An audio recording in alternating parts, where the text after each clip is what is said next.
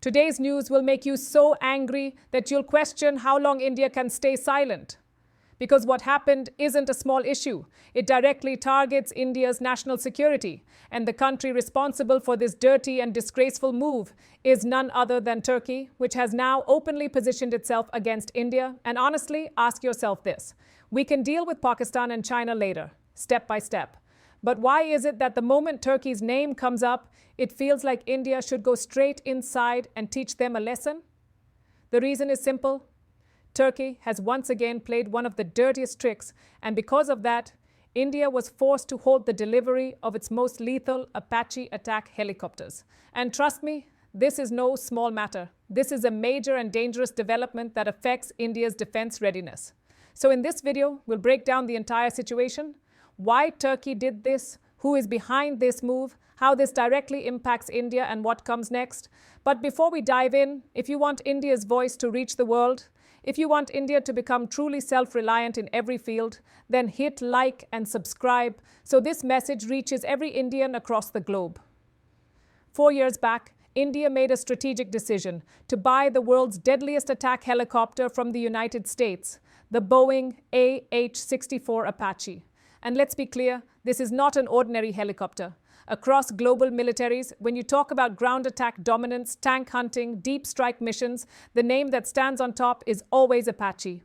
This machine can enter enemy territory, destroy entire infantry positions, and tear through enemy tanks like they're made of glass. In almost every war the US has fought and won, Apache helicopters played a decisive and victory-defining role. Even in the 100-hour war that toppled Saddam Hussein, Apaches were the US's most lethal weapons in the air. India understood one thing very clearly.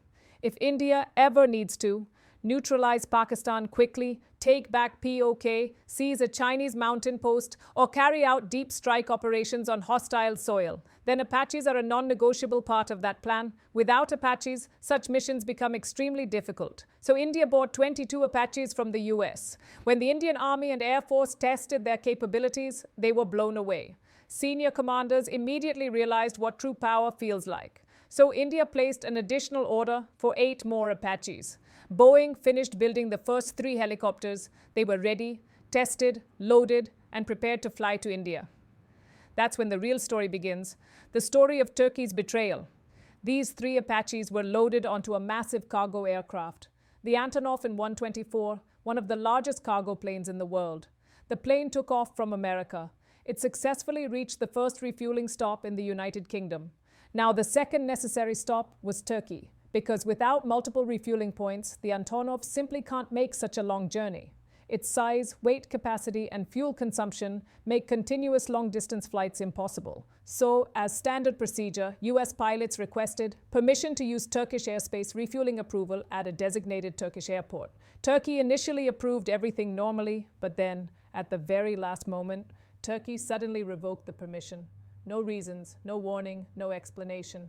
The plane, carrying India's 3 precious Apaches, was forced to stay grounded in the UK for more than a week. The American pilots tried repeatedly to contact Turkish aviation authorities. Every request was either ignored or rejected, and finally, on November 8th, the US had no choice but to send the Apaches back to America. Boeing officially announced, due to logistical issues and technical complications, the delivery has been delayed and a new secure route is being prepared with the US Army. But behind these diplomatic words lies the real story. This entire stunt was carried out on Pakistan's request, and Turkey executed it perfectly. Intelligence sources are clear and unambiguous. After the recent terror attacks in Delhi, India and Pakistan are on the brink of extremely high tension. Almost warlike Pakistan knows very well. The more Apaches India has, the more danger Pakistan faces. Apache isn't a VIP helicopter. It's not a showpiece. It's not built for media photos. The Apache is built to cross the border, destroy, and return. Only 2 people sit inside. The pilot, the gunner. No space for anything else. The entire machine is designed for one purpose, eliminate the enemy, so when India increases its Apache fleet, Pakistan starts shaking, and that's exactly why Pakistan begged Turkey to block the delivery, at least for a few months. Over the last few years, Turkey has become dangerously close to Pakistan, almost replacing China as Pakistan's second biggest strategic partner. Just look at what Turkey has been doing. supplying Pakistan with advanced drones, providing military training, speaking against India at international forums, funding anti-India propaganda, supporting Pakistan openly on Kashmir. And now, interfering in India's defense logistics, Turkey is now playing the role that only China used to play. And with this Apache incident, Turkey has made its position crystal clear.